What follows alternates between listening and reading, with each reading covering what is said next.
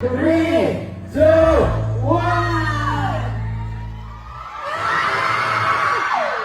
Our official poster, hello, love again!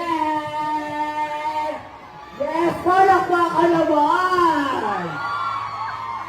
Yes, pareho natin na nakita kayo gabi. Medyo similar siya, no? Dito sa first poster, pero no love goodbye, but this time, syempre iba. Marami sila abangan, bakit nga ba Joyous Gun? Yes, alam ko ayan, Joyous Gun sa likod ng shirt namin. Alam ko po marami sa inyo nagtanong after ng teaser, ano nangyari? What happened to Joy and Ethan? Ano nangyari sa kanilang relationship? Ano nangyari sa kanila individually? But aside from that po, ito pong pelikula namin ay, syempre, kung ang Hello, Love, Goodbye, inalay natin sa ating mga kababayang OFW. Still, this film is all about them. But now in a different country, which is Canada. And syempre, habang kinikwento namin ang storya ng ating mga dakilang bayaning OFW abroad, kasabay nun ang pag-unfold ng story ni Joy and Ethan. Kung paano ba sila binago ng panahon. So abangan niyo po, Hello, Love Again, November 13.